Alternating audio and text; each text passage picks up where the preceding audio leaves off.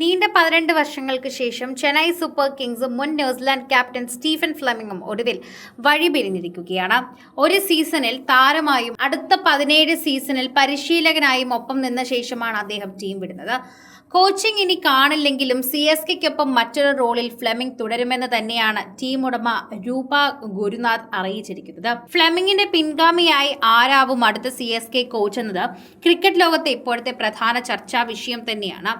ഈ റോളിലേക്ക് വരാൻ ഏറ്റവും അധികം സാധ്യതയുള്ളത് ആരൊക്കെയാണെന്നാണ് ഇപ്പോൾ ശരിക്കും പരിശീലിക്കുന്നത്. ഹേമന്ത് ബദാനി, രാഹുൽ ദ്രാവിഡ്, MS ധോണി എന്ന 3 പേരുകൾ തന്നെയാണ് കൃത്യമായി വരുന്നത്. മുൻ ഇതിഹാസ നായകനും സ്റ്റീഫൻ ഫ്ലെമിംഗിന്റെ വലം കൈയുമായിരുന്ന MS ധോണിയാണ് സാധ്യതാ ലിസ്റ്റിൽ 3-ാമൻ. ശരിക്കും അദ്ദേഹത്തിനെയാണ് ഒന്നാമതായി വിളിക്കേണ്ടത്. കളിക്കാരനെന്ന നിലയിൽ ക്രിക്കറ്റിൽ നിന്ന് പൂർണ്ണമായി വിരമിച്ചെങ്കിലും അടുത്ത സീസണിൽ കൂടി അദ്ദേഹം കളിക്കാൻ സാധ്യത കുറവാണ് എന്നതുകൂടി നമ്മൾ മനസ്സിലാക്കേണ്ട കാര്യമാണ്. ഫിറ്റ്നസ് പ്രശ്നങ്ങളാണ് ധോണിയെ നിരന്തരം അലട്ടുന്നത്. ഫ്ലെമിംഗിനെ പോലെ CSKയെ കുറിച്ച് അടിമുടി അറിയുന്നയാളാണ് ധോണി. അതുകൊണ്ട് തന്നെ പരിശീലക സ്ഥാനത്തേക്ക് വന്നാൽ മറ്റുള്ളവരെക്കാൾ എളുപ്പത്തിൽ കാര്യങ്ങൾ ചെയ്യാനും ടീമിനെ പൂർണ്ണമായി തന്റെ നിയന്ത്രണത്തിലേക്ക് കൊണ്ടുവരാനും ധോണിക്ക് സാധിക്കുകയും ചെയ്യും. രാഹുൽ ദ്രാവിഡ് ചെന്നൈ സൂപ്പർ കിങ്സിന്റെ പുതിയ കോച്ചായി വരാനിടയുള്ള ഒരാൾ ഇന്ത്യയുടെ മുൻ ഇതിഹാസ ബാറ്ററും ക്യാപ്റ്റനും കോച്ചും ആയിട്ടുള്ള രാഹുൽ ദ്രാവിഡ് തന്നെയാണ്. നിലവിൽ അദ്ദേഹം ഒരു ടീമിന്റെ ഭാഗമല്ല. 2025 IPL ശേഷം രാജസ്ഥാൻ റോയൽസിന്റെ പരിശീലക സ്ഥാനം ഒഴിഞ്ഞ ശേഷം മറ്റു റോളുകളൊന്നും ദ്രാവിഡ് ഏറ്റെടുത്തിട്ടില്ല. ലോക ക്രിക്കറ്റിൽ വളരെ മികച്ച കോച്ചിംഗ് റെക്കോർഡുള്ള പരിശീലകരിൽ ഒരാളാണ് ദ്രാവിഡ്. ഇന്ത്യയും അണ്ടർ-19 ടീമിനെ പിന്നീട് സീനിയർ ടീമിനെ ലോക ചാമ്പ്യന്മാരാക്കിയ പരിശീലകൻ. IPL പക്ഷേ റോയൽസിനൊപ്പം അദ്ദേഹത്തിന് കാര്യമായൊന്നും ചെയ്യാനായില്ല.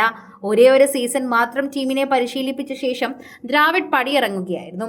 വളരെ ശാന്തപ്രകൃതമുള്ള അദ്ദേഹം കളിക്കാതെ വളർത്തിയെടുക്കുന്നതിലും ഡ്രസ്സിംഗ് മികച്ചൊരു അന്തരീക്ഷം സൃഷ്ടിച്ചെടുക്കുന്നത് പോലെയും ഒരു മികവ് പുലർത്തുന്നയാൾ കൂടിയാണ് അദ്ദേഹം.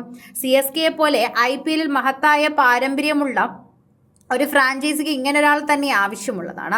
പെരുമാറ്റത്തിലും സമീപനത്തിലുമെല്ലാം സ്റ്റീഫൻ ഫ്ലെമിംഗുമായി ചില സാദൃശ്യങ്ങൾ ദ്രാവിഡിൽ കാണാൻ സാധിക്കും. ഇത് അദ്ദേഹത്തെ പരിശീലന സ്ഥാനത്തേക്ക് ഫേവറേറ്റ് ആക്കി മാറ്റുകയും ചെയ്യുന്നു. എന്നാൽ ദ്രാവിഡ് കോച്ചായി വന്നാൽ CSKയിൽ മലയാളി സൂപ്പർ താരം സഞ്ജു സാംസന്റെ ഭാവി എന്തായിരിക്കുമെന്ന കാര്യത്തിൽ ആശങ്കകളുമുണ്ട്. കാരണം 2025 സഞ്ജു ക്യാപ്റ്റനായിരിക്കെയാണ് റോയൽസ് കോച്ചായി ദ്രാവിഡ് എത്തിയത്. പക്ഷേ ഈ കോംബോ പ്രതീക്ഷിച്ചതുപോലെ ക്ലിക്കായില്ല. മാത്രമല്ല ഇവർക്കിടയിൽ ചില അഭിപ്രായ ഭിന്നതകളും ഉണ്ടായിരുന്നു. സഞ്ജു ടീം വിട്ടതിന് പ്രധാന കാരണം ഇതായിരിക്കുമെന്നും ചൂണ്ടിക്കാണിക്കപ്പെട്ടിരുന്നു. മൂന്നാമതായി എല്ലാവരും പറയുന്നത് ഹേമന്ത് ബദാനിയാണ്. ഇന്ത്യയുടെ മുൻ ബാറ്ററും നിലവിൽ ഡൽഹി ക്യാപിറ്റൽസ് കോച്ചുമായ ഹേമന്ത് ബദാനിയാണ് ഈ ലിസ്റ്റിലെ അടുത്തയാൾ. സ്റ്റീഫൻ ഫ്ലെമിംഗിന്റെ പകരക്കാരനായി ഏറ്റവും സാധ്യത ബദാനിക്ക് തന്നെയാണെന്നാണ് പലരും റിപ്പോർട്ട് ചെയ്ത് എത്തിയിട്ടുള്ളത്. മുൻനിര മാധ്യമങ്ങളൊക്കെ തന്നെയും ഇത് റിപ്പോർട്ട് ചെയ്തും കഴിഞ്ഞു. പക്ഷേ ഇക്കാര്യത്തിൽ CSKയോ ബദാനിയോ ഔദ്യോഗിക സ്ഥിരീകരണം ഒന്നും തന്നെ നൽകിയിട്ടില്ല. ഇതിനെ പ്രതീക്ഷകളോടെയാണ് എല്ലാവരും നോക്കുന്നത്.